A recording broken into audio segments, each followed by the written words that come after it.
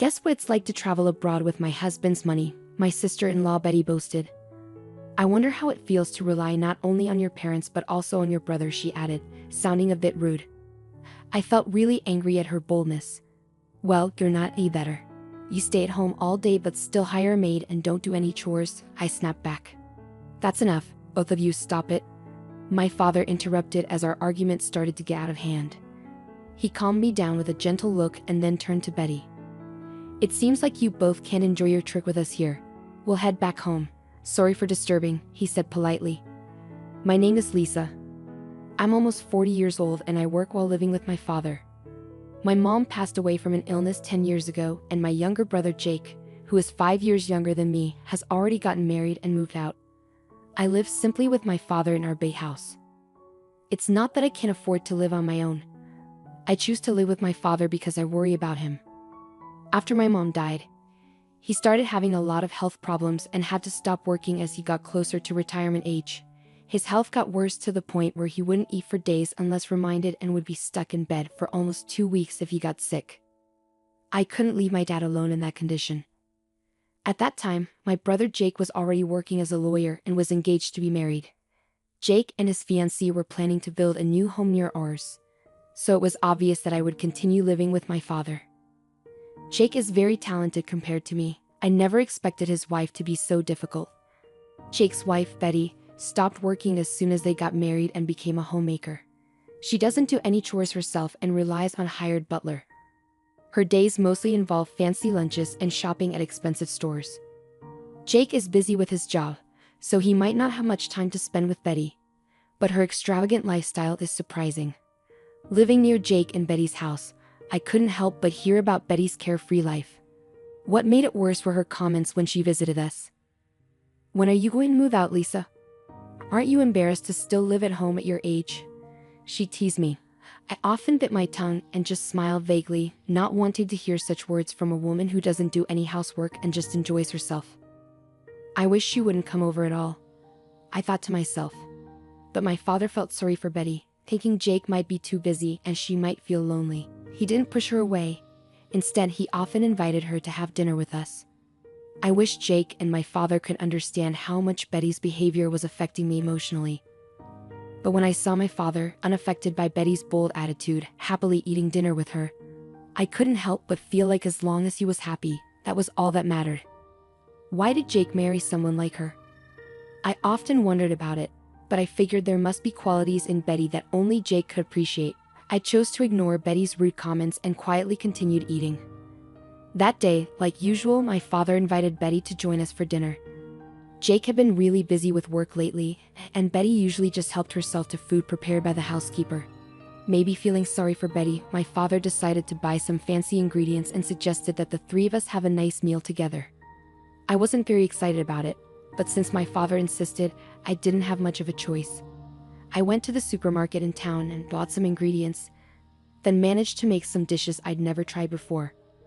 My father, who hadn't been eating much lately, was really happy and joked, saying, "I'm extra hungry today." Betty showed up quite a bit later than we agreed and plopped down in a dining chair without even saying hello properly. The dishes I'd made were all laid out in front of her. "Now that we're all here, let's dig in," my father said cheerfully, but Betty didn't seem happy. She pushed the food around with her fork, let out a big sigh, and said, "Do you really expect me to eat something that looks this unappetizing?" Betty shot me a disdainful look as she glanced at the dishes. I stared back at her and turned to my father in surprise.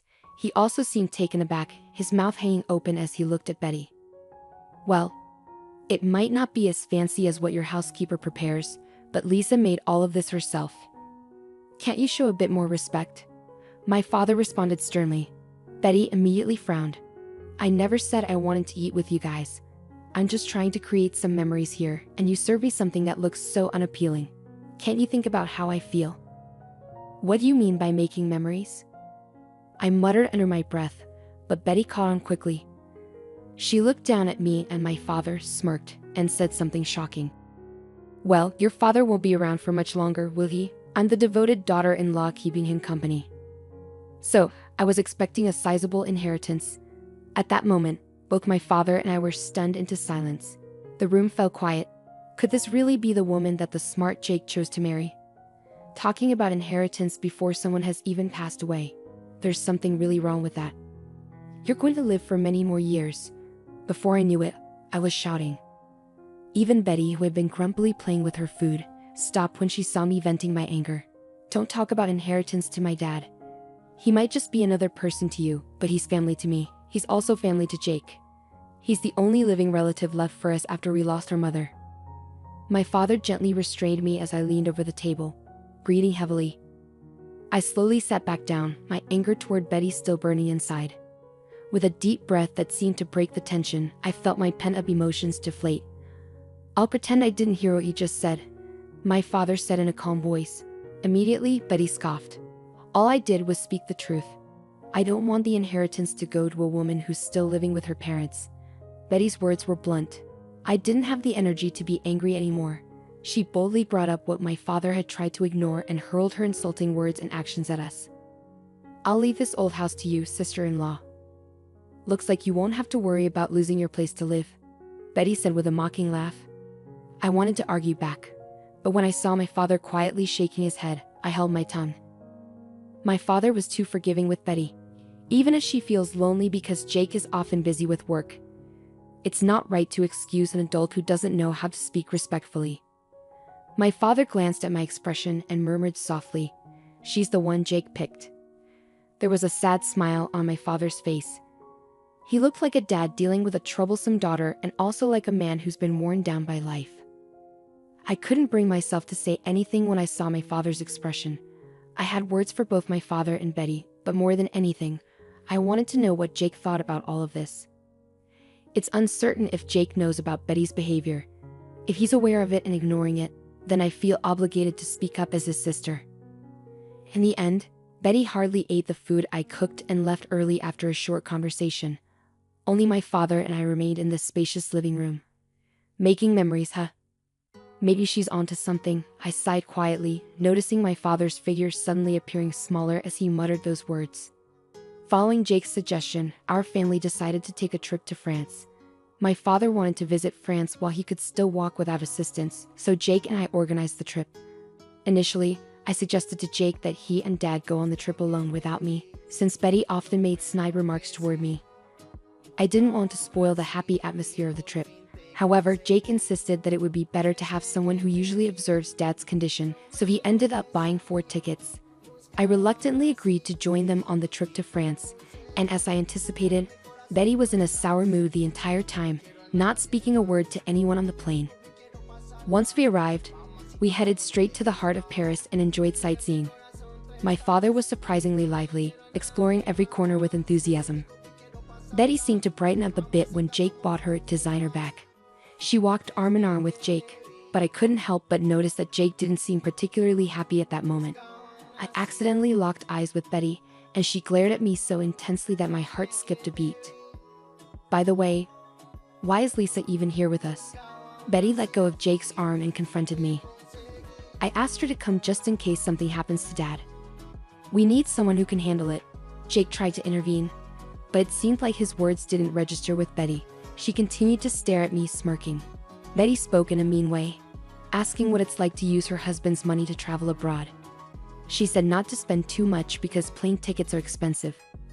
Then she rudely suggested that Lisa could sleep outside instead of in a fancy hotel suite. Jake tried to stop her, but she didn't listen. Betty insulted Lisa, saying she lives off her family's money, including her brother's. Lisa felt really angry and upset at this. She fired back, saying Betty actually lives off Jake's money even though she's a housewife. Lisa pointed out that Betty hires someone else to do the housework. Their dad stepped in before things got worse. He calmly told Betty they'd leave because their presence was ruining her trip. He apologized to Lisa and asked her to check the bus schedule to the airport. Betty looked pleased, but Jake seemed worried. Jake suddenly realized that they would be left without anyone to help them once their parents left. He desperately tried to stop them from leaving, but their dad remained firm in his decision. He asked Lisa to check the bus schedule to the airport and promptly headed in that direction. Lisa had to follow her dad while keeping an eye on her brother and his wife. As they walked away, Jake shouted that they would be fine without their parents, disrespectfully calling them old man and old lady. Lisa felt upset at Betty for calling their dad old, but she didn't dwell on it. She hurried after her dad, listening to Jake's distressed cries and Betty's insults directed at him. Eventually, Jake burst into the cafe near the airport where they were having tea, looking frantic and sweaty. He rushed to their table and bowed his head in a flurry of panic. "I'm really sorry for what happened earlier. I'll make a proper apology later, but right now, I need your help with Betty," Jake said earnestly, bowing deeply. Dad and I exchanged surprised looks. "What happened to Betty?" I asked on behalf of Dad, prompting Jake to explain what happened after we left. Jake and Betty took a taxi to the hotel after we left on the bus to the airport. However, they encountered a problem once they were in the taxi. They couldn't communicate well with the driver because neither of them spoke French, and the driver didn't speak English. Despite the driver asking them something, they couldn't understand and ended up getting out of the taxi without realizing Betty was still inside. Jake expressed concern that he couldn't reach Betty on the phone and worried she might have been mugged or faced some other trouble after being left by the taxi. Realizing he needed help and feeling overwhelmed by the situation due to his lack of understanding of French, Jake turned to us for assistance. I reassured him that both my father and I are fluent in French. Despite Betty thinking of my father as incapable due to his age, he used to be a French teacher and I currently teach French. This trip to France was planned by Jake as a way for my father to reminisce about his youth. Upon arriving in France, my father seemed revitalized by memories of his time studying abroad. Since I also had experience studying in France during my student days, after parting ways with my brother and his wife, we shared stories about our time in France. My father listened intently, eventually nodding in understanding. "Let's head back to the city center. I'm guessing the taxi that dropped you off might be waiting for its next passenger there," my father suggested. Following my father's advice, we swiftly prepared ourselves and embarked on a mission to locate Betty, who had been left behind somewhere. My father and I decided to split up and search for the taxi that had dropped off my brother and his wife when they returned to the city center. It's common for taxi drivers in the area to speak French fluently without needing to use English. Before I could reach them, my father managed to find the taxi that had taken Jake and Betty, leading us to the spot where Betty was supposed to have been dropped off. Thankfully, Betty was there, safe but looking weary. However, upon her arrival, it became evident that she had been robbed. All her bags and belongings were missing, leaving her with nothing. When Betty spotted Jake's face, tears started to form in her eyes, but she quickly put on a frown upon seeing us. "Why are they here, Betty?" Jake asked, clearly annoyed, and let out a heavy sigh. "If it wasn't for them, you'd have been stranded here with nothing, Betty. You should be thankful," Jake scolded her. Betty looked uncertain. "What do you mean?" "Without them, our trip would have been a mess. We can't speak French, so that's why we're in this situation. But they're different. They're both French teachers, much better at it than I am," Jake clarified. Betty seemed uneasy, glancing over at us. A troubling thought crossed my mind, and I quietly told Betty, "If we hadn't found you, you might have had to sleep on the streets here." Betty clenched her lip in frustration. "And besides, Jake and I split the expenses for the trip equally. So how can you say it's all funded by an old lady living off her parents' money?" With that, Betty began to tremble. "It's your father's money anyway, right?" In response to Betty's argument, my father gently shook his head. "I didn't do anything, Lisa. Jake and Betty are doing well on their own. They're my pride and joy." Just as I felt Betty's glare bore into me, she fell silent, refusing to say a single word of thanks despite being helped.